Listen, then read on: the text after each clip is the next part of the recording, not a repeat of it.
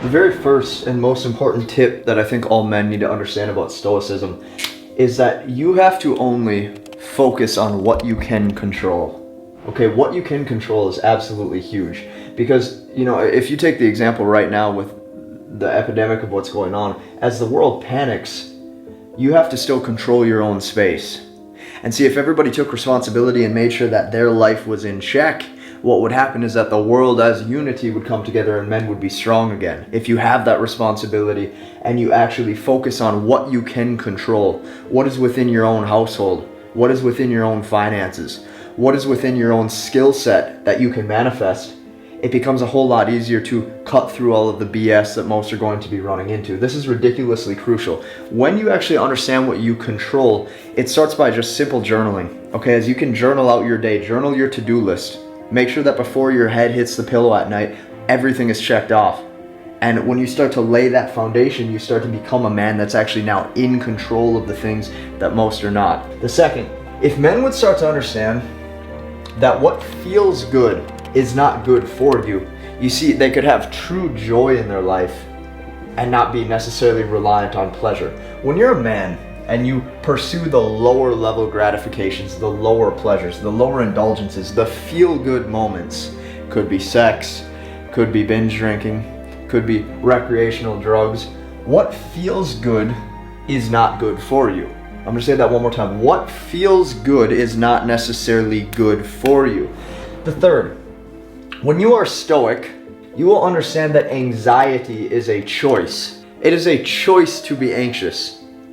It is a choice to feel that anxiety. Why is it a choice? Well, the reason for that is because if you stress out, if you become an anxious man, you're no longer in control of the situation.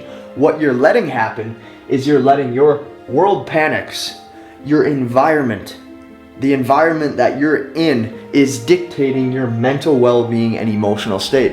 And this is why oftentimes men have so many issues layered on top of each other. It's like they think they have dating issues, but in reality they have so many different personal issues, so many different mental flaws that has to be made up for. And what do most do to cope with this? Medication, drugs, quick thrills to quickly alleviate the pain to get out of their head. When in reality, if they understood how they can actually be in control, everything would start to be different. The fourth stoic trait that is ridiculously important to understand is aimless dating, aimless hookups, aimless person to person throughout your 20s, throughout your early 30s like this, will equal an aimless man. Now, when you have a man who's dating aimlessly, you once again have a man that is now pursuing pleasure and not necessarily finding joy and finding wisdom. Why is this? Because he's letting the gratification or the ego of, manifesting that sexy woman or the visualization of what he thinks this woman will do for him, he's letting that indulge in his own pleasures. Notice, every single one of these is involving the emotional standpoint of the man. In no way, shape, or form is he in logical control. Is he in rational decision making? When he chooses to be in rational decision making, the whole world is now his oyster. It's like all of the things that before were so scattered, so scarcity mindset, so, bouncing from thing to thing, he now has ridiculous clarity, ridiculous control. And it starts by putting in the work. It starts by actually journaling what you want. It starts by laying out your day. It starts by becoming a militant, dedicated man who takes action. And when you take action, you're going to see the flaws. When you see those flaws, you understand what can be done to actually rearrange them and start turning them into positives. Aimless dating will equal an aimless man. This is a man who's spilling his seed left and right with any woman. This is a man who does not necessarily know what he wants in a partner. Number 5, the fifth most important stoic decision that a man can make is to understand that statistics have to come over opinions at all times. The reason for this is because when a man does not put the statistics over the opinions, he always is in the mode of I feel like. Let me explain to you what I mean. I'm currently coaching a man in my Blueprint inner circle group. He's currently learning the masculine behavioral therapy techniques. And I noticed when he was trying to get a hold on his fitness, he just could not understand that the statistics of documentation is ridiculously crucial. He would say things like, well, when I go into the gym and I do my vertical push day, he goes, I feel like I did enough exercises. I feel like I was sore enough. And you can't operate like that. You can't operate like that. You have to have tracked progression. You have to say, hey, if I hit a heavy overhead shoulder press with 135 pounds on the barbell for 5 sets of 5, I'm gonna document that, and next week it's going to be 5 sets of 5 at 140. And if I hit that, next week after that, it's going to be 145 pounds for 5 sets of 5. Every single thing is documented because you're going through statistics and not opinions. When a man prioritizes statistics, he can now understand that the only man he's competing against is the man that he was the day before.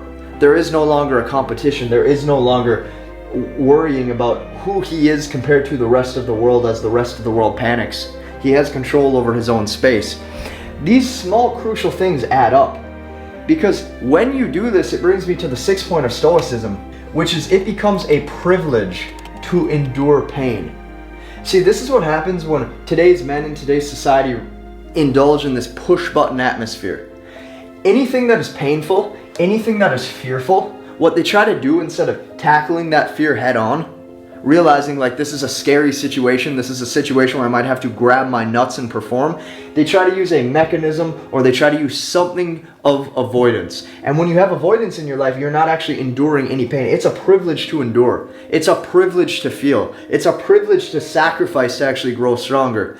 But when a man neglects the work, it goes so much deeper than the things he loses. He actually starts to not be the man who he could have been.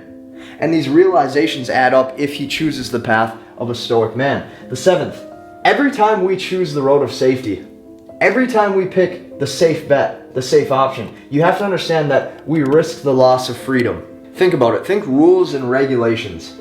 Every single time we make something safer, we make something mandatory. We tell ourselves, this is how it has to be to make sure my life is safe. We lose our freedom. We lose our touch of masculinity. We lose our ability to tackle the world head on. And every single time people scream, hey, help us, make us safer, make sure this world is more sugar-coated, we lose more freedom. I think that a man needs to really look in the mirror and say, hey, do I want the safe life? Do I want the safe bet? Even if you look at something more basic, look at the jobs. If a man picks the safe bet, the safe job, the safe employment route, he loses the freedom to potentially be financially free. Number 8, you have to understand that nobody cares. Not one person cares. And this is what happens today when you have men screaming, I need people to care, I need somebody to look at my situation too, I'm held back, I'm not treated fairly. Nobody gives a shit. And they can tell you they give a shit, but unless they're actually putting in the work for you, which is impossible, your current situation will not change. You need action. If you say, oh, I have no motivation, have sympathy for me, I can't get in shape, at the end of the day, you are still fat. If you say, oh, have sympathy for me, figure out another policy, another way to make my life safer so I can collect more money, so I can, please help me figure out this method. Nobody cares, because when you go to bed at night, you are still broke. And when you're broke, it is not fun. Nobody cares. The day that you accept ownership is the day that you can actually bring yourself to number 9 and be calm in chaos. Because you have to understand, responsibility is the only way to manifest. You have to be responsible for your own space. And if every single man in the world took ownership and took responsibility of saying, hey, I'm in control of what I can control, and every single day when I wake up until the moment I go to bed, I'm going to be putting in the steps that will propel my life forward, what's going to happen is that he does not have to rely on others. Now, if every man took this exact approach of being calm in chaos, we would now have a great way of being, due to the fact that nobody is necessarily responsible of one and other. The 10th stoic trait, I had to say this, I had to bring this into comparison, and that is the fact that if you have women issues, you do not have women issues, you have personal issues that reflect in your dating life. It is what it is. You have so many emotional men today. She broke my heart. She pulled back. She didn't text back. You gotta understand, if women are your biggest issues day to day, you need bigger issues as a man. And if you do not, you're going to keep getting hit with these exact same issues that 99% of men are running into. If you look at what 99% of men are running into, they are fat, they are broke, they are depressed, and they have no guidance. And because of that, they cannot flourish, they cannot manifest.